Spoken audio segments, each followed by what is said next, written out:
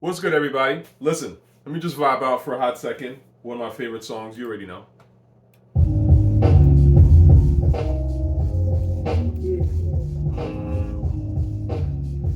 This is the shit, man. Long time.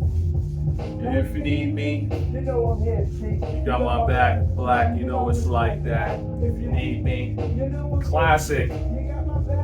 All right, let's go into what I'm really here to talk about. Some interesting dark shit, right? The instrumental, you should already know this record. This is crazy. Anyway, yesterday I watched The Devil's Advocate for the first time. It's a crazy movie, man. I highly recommend that you watch it. I'm not really going to go into any spoilers on this. I'm not really going to tell you the story. In fact, if you've never seen it, don't Google nothing about it. Al Pacino's in that shit. Keanu Reeves, Al Pacino. That's all you need to know. Just watch it, okay? Just go on blind. Trust me. You're gonna be like, yo, Tochi, like, fam, this is crazy. Yeah, it's a great movie. Great movie. And for those of y'all who have seen it, you know the general gist of it. And the movie is really about vanity, right? And one of the characters says something about how vanity is like his favorite of the sins because essentially it's so basic, right? Because self-love is the all-natural opiate. First of all, this is why I like movies in the 90s. The quotes, okay? The people that wrote this shit lived something, okay? They had life experience. They weren't just young kids dreaming of stardom and all this goofy shit. These were actual writers, you know what I mean? And in the 90s, you could write stuff that had real intellectual weight and put it in a mainstream film. You do not see that at all today, man. In fact, I was kind of ranting about this with a film friend of mine about how today's film, I would argue over the last, in particular, 20 years, the stuff has no intellectual weight. There isn't really a morality aspect to it. Whereas like in the 90s, I think there was much more sort of like a morality play thing going on with some of the films. Like they were about something, they were trying to explain a certain morality, a certain way to do things, or just question it. And it wasn't always overt. Sometimes it was. And in a way, we kind of look and say, well, that's a 90s thing, and that's a little dated. And I understand that. It's a little dated in a way. But to be fair, this is what made those films really stand out, at least when they were done well. Some of them are just lazy, right? But my point is that in the 90s, you had films that were trying to make philosophical statements about how the nature of evil or how people think about things, and should they be thinking about it that way, right? There was a little bit more of an interrogation of society, whereas now it's pretty much all identity politics and bullshit. And in my opinion, the fact that our films and our general entertainment shies away from bigger questions and bigger philosophical stakes, to me, is leading to a huge institutional rot, which is why we have kids in the streets who are literally sympathizing with terrorists, and they look at it as moral equivalence. They think, Hamas equals terrorists, so does Israel equals terrorists. And you're going, what the fuck? Like, how could you even make that distinction? Like, those, they're not the same. They're not remotely the same, right? But again, we live in this era where no one's really talking about the larger issue. So the kids, the TikTok kids, they miss out on the nature of evil. How like psychology, how an ideology that is rotting at its core, like violence and Islamist ideology, is leading to the rot of not just so many countries, not just Palestine, but literally a lot of the Middle East, parts of Africa. I live, growing up in Nigeria, I'm familiar with Boko Haram. So these are things that, kids don't really see in their films. They don't talk about them these days. So of course they don't get it. They miss out. And that's why they get kind of blown away by, they buzz into the new whatever identity politics thing is, and they miss the point. Anyway, Devil's Advocate is really worth watching because essentially it talks about vanity, right? And I think it does that in a very smart way.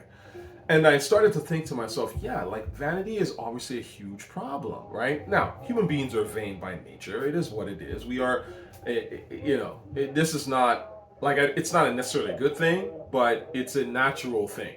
You know, human beings were vain thousands of years ago. They're vain now, and they're going to be vain 100 years into the future. It just is what it is. But obviously, the thing is to make sure that we're checking vanity, because unchecked vanity can have serious consequences. We know this, right? And I think that this is what's unfortunately happened with the rap game. Now, follow my logic here. Because when I listen to modern rap, and especially rap over the last, honestly, like 20 years, since I would argue Kanye, but I'll get into Kanye in a second, I feel like there was a switch from sort of bragging and confident, talking about, hey, I've achieved this, to, nah, I'm above you, you a bum, you don't have, stacks like I do, I wear better shit than you, you're broke, so that makes you a lame, and that makes you a terrible person. There was a switch, and in my opinion, I could argue this. Sure, it was probably there in the '90s as well, and there was some aspect of it, but it wasn't like what it became to me and what it is now, right? So, um, I'm not sure when the switch occurred. To me, honestly, I feel like I noticed it very heavily with Kanye, because Kanye to me was like the most vain rapper I had ever heard of at that time. I mean, again, I was in college dropout, dropped my maybe second or first year in college. No, second year, I think, in college. And I just remember thinking, wow, this is some of the most vain shit I've ever heard in my life. You know what I mean? Like, he just kept talking about Jacob the Jeweler, and I was like, I don't give a fuck about Jacob the Jeweler. Who gives a shit? Then I spent $400 on this just to be like, nigga, you ain't up on this. And I was like, that's lame. I mean, that might impress like a corny person, but to me, I'm looking at going like, you spent $400 just to say like I'm not up on some shit? Like, that's kind of corny. Like, it's not like you spent $400 because it was some super fly shit that like I'm not up on because I'm not fly enough. There's a difference, right? Like there's a taste there involved, right? There's a little bit of like, oh, you know what? I'm up on this because it fits my personality and my taste, and you could maybe do the same thing if you were as enlightened or something like that. And someone is gonna say, yo, what about Jay-Z when he was on Imaginary Player? He was talking about I was sipping Cristal when y'all niggas thought it was beer and shit. Again, I get it, but at the same time, Jay, you can always tell in a line who the rapper's really speaking to. And Jay was talking to imaginary players. That's literally the title of the song. So he's saying, yo, for y'all who are fronting out here as imaginary players, I'm dissing you. He was not dissing the whole public. He's not dissing everybody. He's not saying, nigga, you a bum because you don't drink Cristal, right? He's saying, imagining players, you are bums because you're pretending to be ballers, but you're not even up on the finer things. Then me and my dudes, we've been hustling, and we're up on the finer shit. You're just coming out of nowhere pretending that you're a hustler. It's a different conversation. You know what I'm saying? Again, these are the nuances of shit, because, when I say things about the newer generation and it's usually negative stuff, some person in the comments is going to go, what but Jay-Z, but Nas, but DMX, but KRS, and it's like, you're missing the point, okay? Like, you have to look at the nuance. And look, I'm not saying that Jay-Z and DMX and KRS and whatever are above criticism. They're not. But my point is that if you're going to bring them up, at least understand the context in which they made that record and made that statement. That's all I'm saying. So anyway, the point is that I feel that modern rap to me is just kind of like a vanity train. There's no real bars. Like, people are just saying shit. Like, Sexy Red, your coochie stank. I'm the shit. You know what I'm saying? Like, I fucked you, man. Like, you can't fuck. And it's just like vanity shit. And it's like you're just dissing the audience. And the audience is eating the shit up because I guess they're trying to position themselves as being Sexy Red. But in the end, I'm looking at it going like, Sexy Red's dissing you. Like, you're literally listening to someone diss you. Like, I can't really listen to that shit. I'm certainly not gonna, take it in as being like, this is the greatest shit ever, right? Like, I'll take it in micro doses, if that makes sense. And it's at the same time, someone might say, well, Tochi, like, people are talking about mental health, so people are more aware and they're more honest. But you see, I would argue that mental health talk is just another form of vanity. It's literally self-love. It's you see, and this is how it's portrayed. It's portrayed in a way of like, oh, it's self-love, so it must be honest. It comes from a real place, but really, it's just another form of vanity. It's this. It's the flip. It's the other circle of the vanity. It's like, you ain't shit. Fuck you. You broke. You not popping. You know what I'm saying? You ass flat. All that shit. Whatever. And then the other side is I'm going through mental health problems and mental health challenges. Self-love, blah blah. But again, it all comes back to self-love, dick riding of self, right? Which is vanity. um, you know, it's interesting because I look at someone like Nicki, right? Nicki Minaj was very recently, I think, on her IG. She was talking about how these newer girls coming out rapping don't really be saying nothing. They don't even really rap, and they're just out here to try to replace her, right? And she's like, "You're trying to replace me, all the shit." And I'm thinking to myself, like, Nicki, you can't rap either. Like, you know what I'm saying? You were Lil Kim's replacement. I remember, I'm old enough to remember when you came on the scene and you were basically, forced on the masses, right, as Lil Kim's replacement. And you can't rap as good as Lil Kim, and you never could, and you still can't. In fact, there's nothing Nicki does vocally, rhyme-wise, bar-wise. There's not a single thing she's ever done better than Lil Kim. She's literally just more vain than Lil Kim. And Lil Kim, to me, wasn't really that vain of a person, right? Nicki just came through on some, like, vain shit. Yo, I'm poppy, you know what I'm saying? My ass fat, which was fake, but you get what I'm saying? That's literally how, Nicki Minaj came on, right? Like, Lil Kim's shit was just much more fun, I come from Bed-Stuy, we're doing they doing that, you know what I'm saying? It's like, come on, man, let's all get together. Like, Lil Kim to me never really struck me as a vain person. She doesn't struck me as a vain rapper. But her replacement, Nicki, certainly did. And again, that's the way that rap has gone. It's all about this vanity and vanity. So anyway, long story short, I really recommend that y'all check out Devil's Advocate. It's a very interesting film.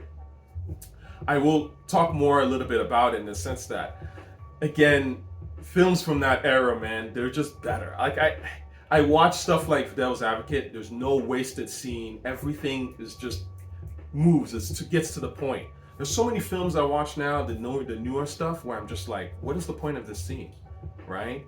Why is the scene starting now? Why didn't it just start 10 minutes after this, right? And I'll give you a perfect example in screenwriting technology, right? In screenwriting vibe, right? So in Devil's Advocate, I believe it starts with a girl in the courtroom.